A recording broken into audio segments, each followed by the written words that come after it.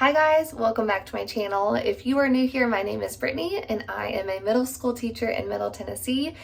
And I thought it would be fun to take you along today. I don't think I've ever done this, but we have parent-teacher conferences today. So yes, it is a 12-hour day, but I am going to try and hurry and get ready so I can stop by McDonald's and get a Coke. Is it good for me? No. But is it gonna keep me awake? Yes. So, you gotta do what you gotta do. Let's start this.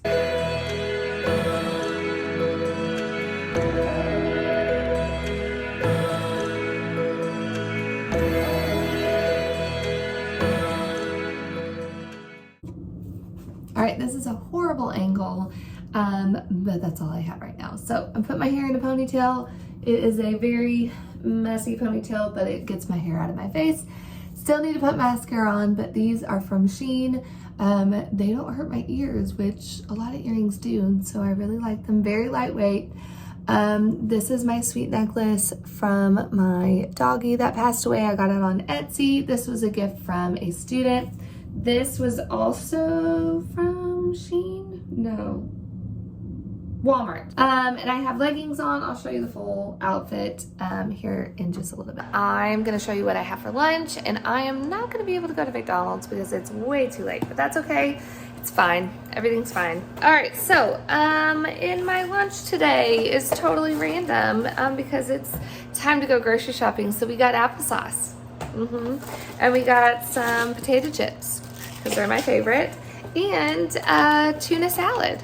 So my teammates are really gonna love me today. And then since I can't go to McDonald's, I'm gonna make some instant oatmeal because what says you're in a hurry than instant oatmeal? I don't know. Cooking, heating up my coffee.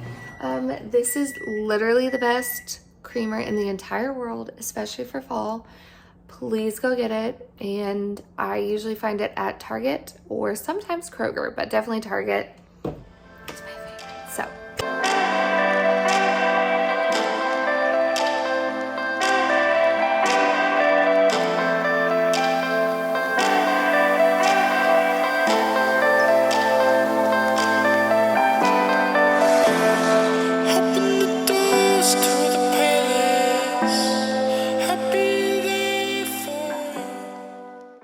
All right, so jean jacket from Old Navy. This was Walmart. Don't know where my leggings are from. My favorite shoes from Walmart, kids section. It's basically all I wear. These are Shein. I got this from Get Your Teach On, but you can find some. I think they have them on their website. Yeah, glasses from I Buy Direct, and 6-day dirty hair.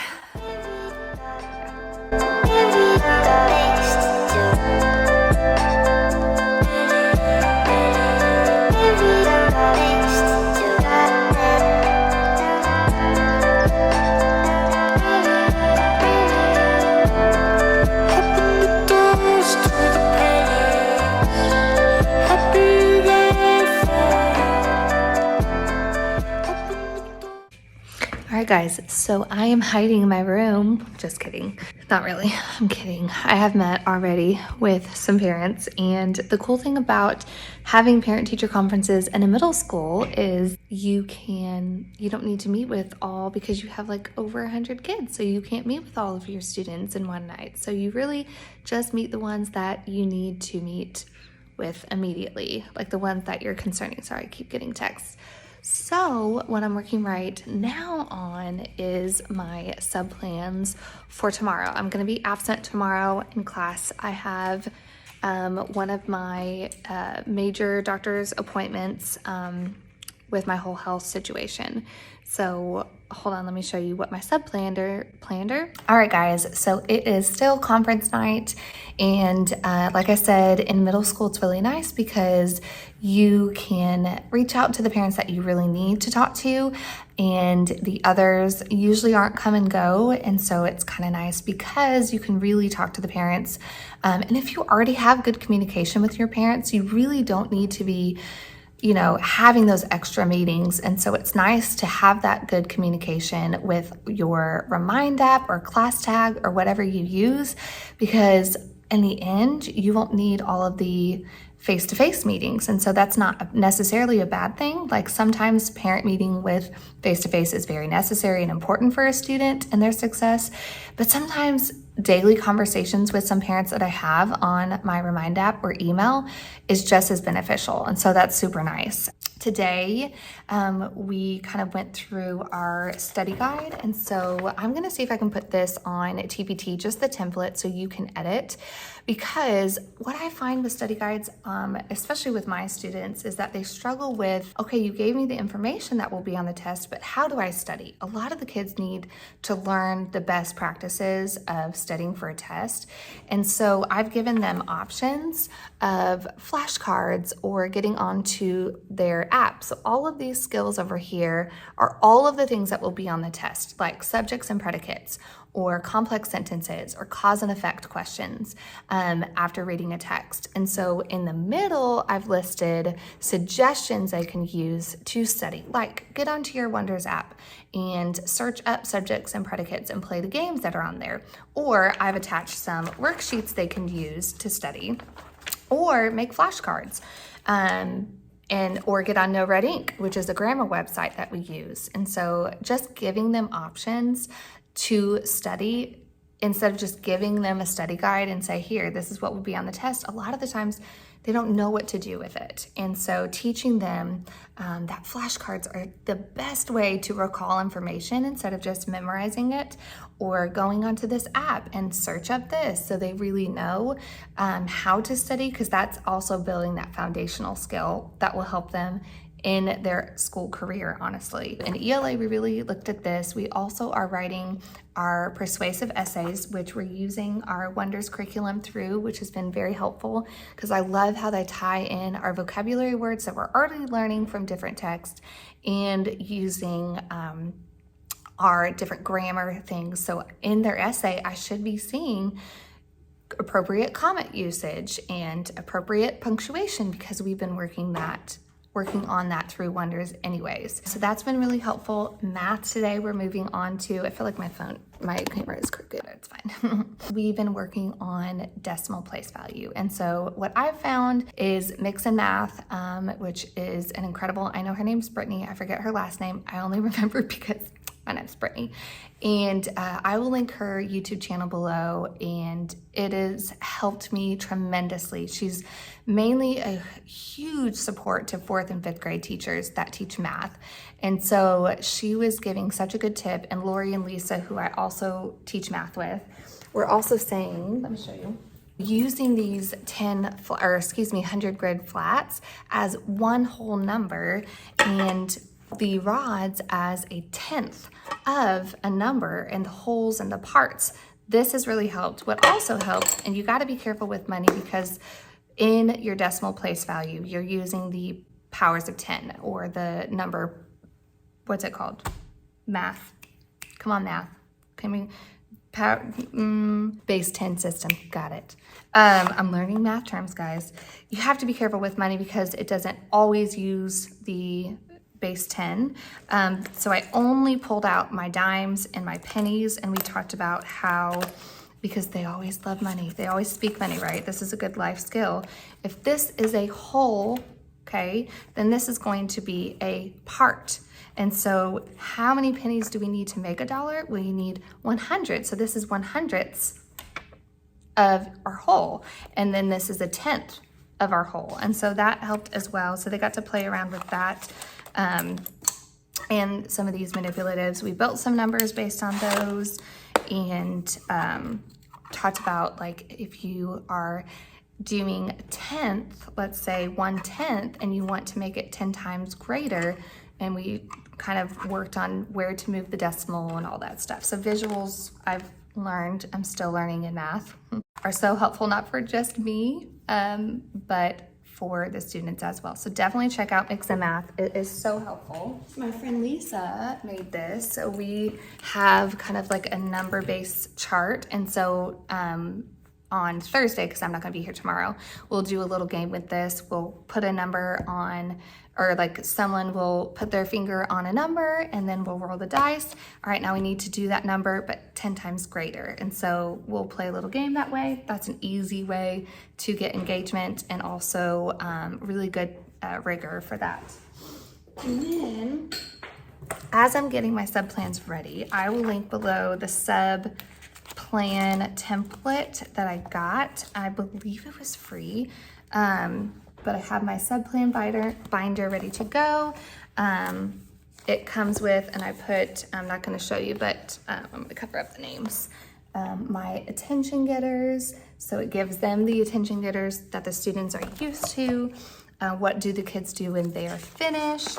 I have my schedule in here, procedures, so like what we use for our positive reinforcements, what do they need to do if a student needs to ask for the restroom, food and drink in class, headphone usage, things that they'll need, obviously safety, drills, who our team leader is, and important phone numbers that they'll need if they need to get a hold of someone. Obviously my lesson plans, and then my student needs and student health. And so, and then I always leave, and this template is really cool. I always want a note, and sometimes the substitutes just write out a sticky note, which is totally fine. This is a good template so they can remember. Tell me what students went above and beyond today. What were some problems that they had, some absences, or who was absent in my different classes, and just a place for their notes. And I'm also gonna leave a treat. It's always nice to just show how grateful we are, because you know how hard it is to find subs right now. So I'm gonna leave a little treat for my sub, have my binder open and ready for them tomorrow.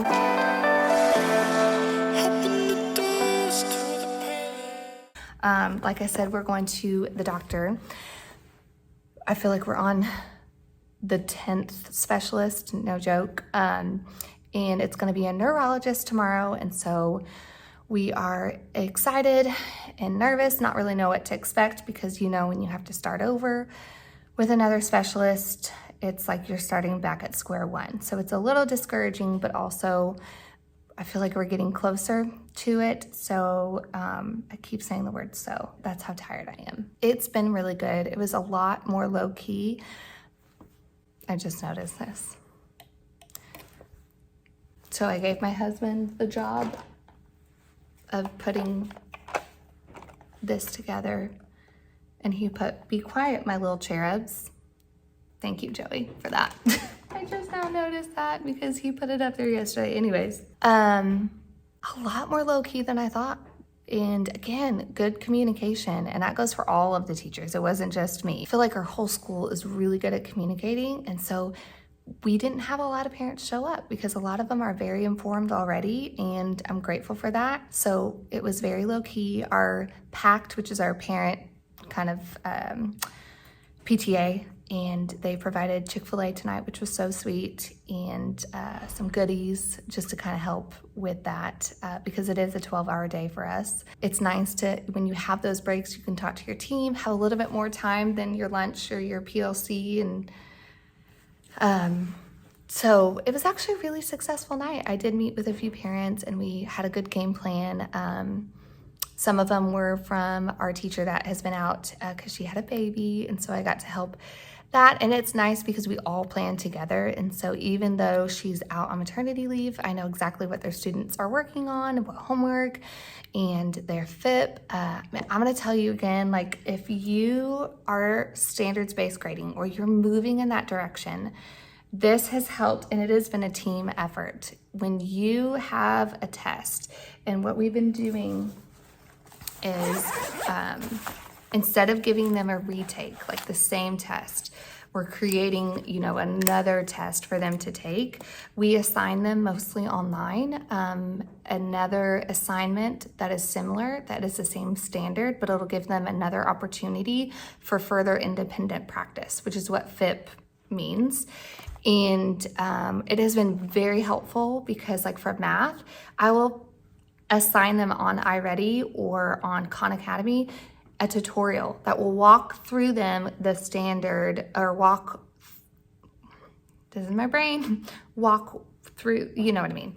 It will step by step, whatever standard they need to continue practice, whatever test, whatever standard was on the test that they did not pass, they obviously need further independent practice. And so we attach this, we staple it to their test or their assignment that they didn't do well on, and it just tells them, it's very growth mindset. You are almost there, you just need further independent practice. Please refer to your FIP assignments below. When you have completed them and are ready for your teacher to check your progress, turn this in signed.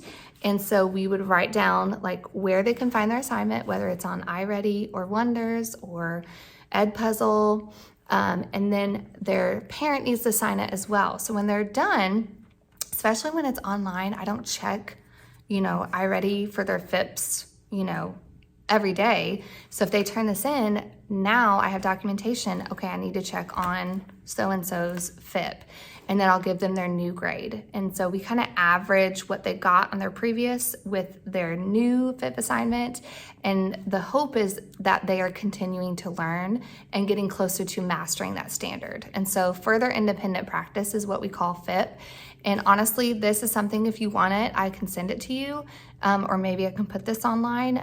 But really the thought behind it is, instead of a retake of just doing the same test, I want to give you an opportunity, because obviously you're not learning it. So let me send you a video or a tutorial or an activity that will, again, help you. And you can do that in your intervention classes. I've done that in some time in my class, like, all right, we're going to get out any FIPs that we need to work on, and this is the time to ask me questions so I can help you. In small group time, we'll pull them out, but we really use them in our intervention, which this is an intervention. This is exactly what it is. It's supporting a student that still needs practice on a specific standard. And again, instead of just giving them the same test or the same worksheet to work on, they obviously need to practice it. So I'm going to send them a tutorial, send them a video with an assignment. So I would check if you're going to start doing this. Edpuzzle is a great way because it's always a video and they have to answer questions with it. So they're learning and they're practicing. Khan Academy is always good. If you use iReady, they always will do an interactive, I think it's personalized instruction, which will have a video and an activity that will have a grade attached to it. So I'll write their new grade here, and then that will be put in the grade book and bump up their grade. And so this has been so helpful. Again, this has been a team effort. If you want information about this, you can just comment below, and I'll give you more information or send this. Because I don't know if it's quite ready for TPT, because I would need like a video like this to explain it. But it's definitely standards-based pretty much philosophy of that. And so, like I said, if they have their test and they didn't, pass the test, they need to practice, we'll attach it, put their assignment here, and then once they have completed it and it's signed, they'll hand it in, and this will give me a reminder to look and see, okay, now you're getting it. That's awesome. So we'll change your 20% to a 70, get that grade up. And anybody can do this. So even if they got a B and they want to bring it to an A, we don't go past a 90 though. So if you got an A, that means you've pretty much mastered it. But if you have a B and you didn't get one of these because you passed, but you want to bring it to an A, you can request it, and then I'll give this to you, and vice versa. So I'm going to head out. It is almost time, 7 o'clock, 12-hour day, guys. This was kind of a shorter one, but let me know how your parent-teacher conferences go. How do you guys do them? Because I know everyone does them differently. And any tips for all of us, because again, we're all in this together. Yeah, thanks for coming with me today. All the way at the beginning, 12 hours ago, we started, and now it is 12 hours later, and I'm going to head home and take a bubble bath and read my Kindle and do all the grandma things. Tomorrow, like I said, I won't be here, so I have my sub plans out. And ooh, that's another thing. Comment below, let's give everybody ideas on how they do sub plans or tips or fun things they do for their sub or for their students. Yeah, I'm gonna head out, guys. Thanks for watching. Thanks for coming along today. And If you're not subscribed, click that red subscribe button, give it a thumbs up, ring the bell for notifications on my other videos coming out, and I'll catch you guys in the next video. Life can be messy, but there's always joy to be found. Love you guys.